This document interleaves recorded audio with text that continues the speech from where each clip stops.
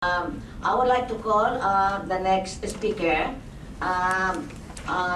His colleague, Ted Hees, is the policy advisor on migration and development of Oxfam Novib.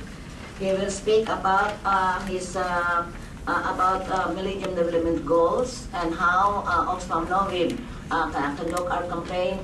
Prior to his being a policy advisor, Ted has been involved in the MDG campaign for Oxfam International.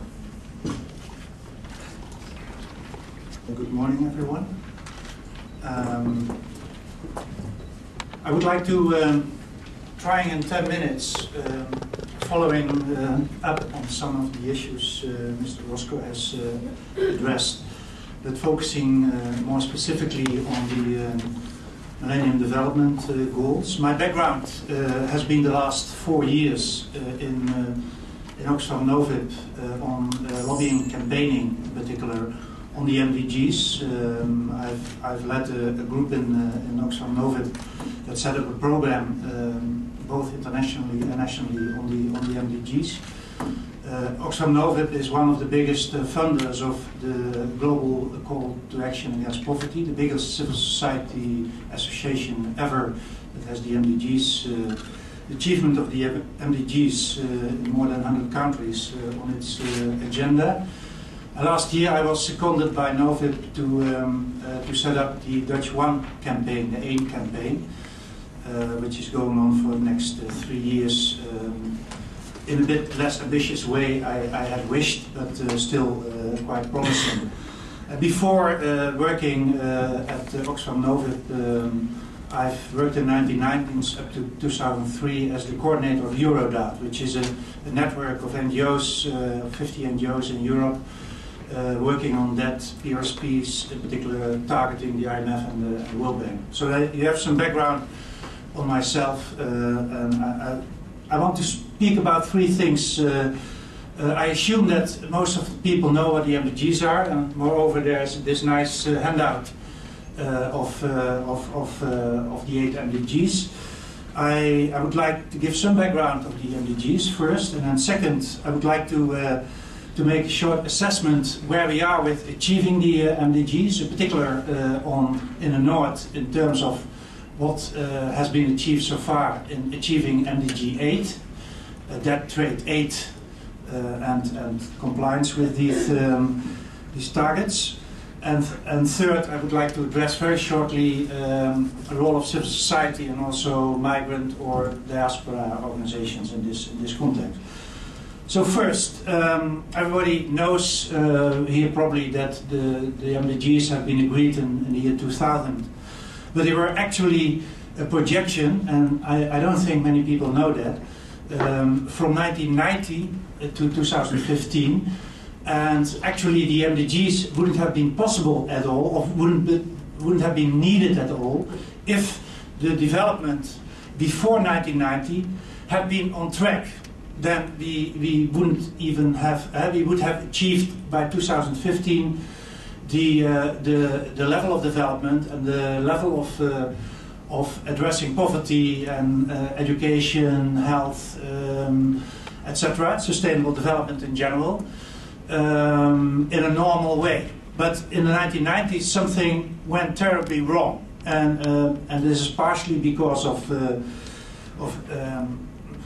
things that happened in the world that were beyond the reach of developing countries.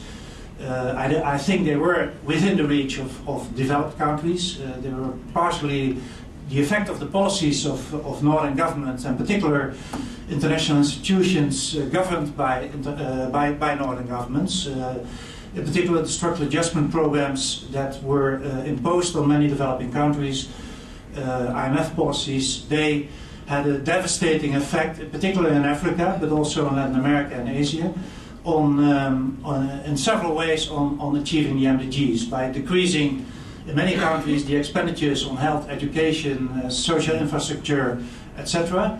And in many other countries also increasing actually the inequality between poor and rich. And both were very negative in terms of achieving the MDGs. So this is a very sad development that the world has realized in 2000 and the years thereafter that this shouldn't be accepted. And a fairly ambitious program was agreed, although I don't think the ambition was not that big that they couldn't be achieved, because it was only repairing what had been destroyed in a way in the 1990s. We have seen, if we have looked in the past few years, that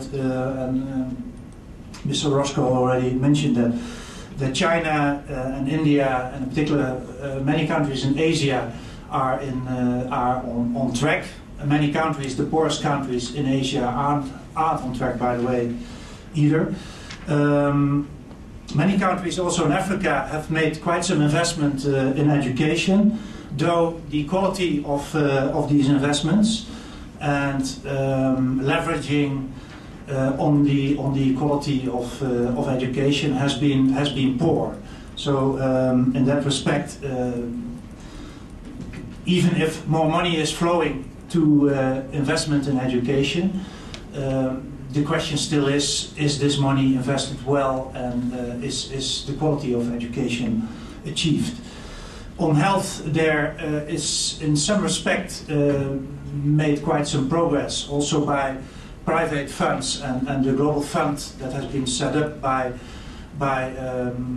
northern governments together with wealthy business people like Bill Gates, etc., which has had some effect on addressing HIV/AIDS, TB and malaria.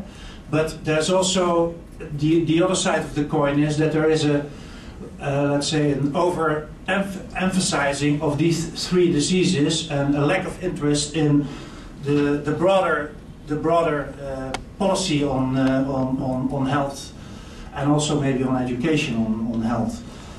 Well, the newest threat we see in the world at this moment is the international food crisis, the third world food crisis. I think we need to talk again about third world here, because many countries in the south are threatened, and particularly the poor in these countries, by enormous roaring and increasing food prices. Biofuels are for 65% the explanatory factor of that. The shift of land for agriculture to biofuels, so 65%. And any northern government that is telling you it's a matter of bad policy in the south, or a lack of interest in agriculture by southern governments, don't believe that. It might be a small factor contributing to the crisis as well, but biofuels and beyond that, climate problems and increasing food crisis because of other reasons, for instance, and the increasing price of oil and other energy sources because of the much larger demand from countries like China and India, etc., is another explanatory factor. But we need to tell our governments that it's a shame to invest so much in biofuels instead of in land and agriculture. And there are countries like Zambia and Malawi that have shown the past few years that if there is a deliberate policy to increase food production, also these poor countries can manage. They have managed, and they are exporting food now in comparison to a few years ago. Whereas other countries like Zimbabwe and other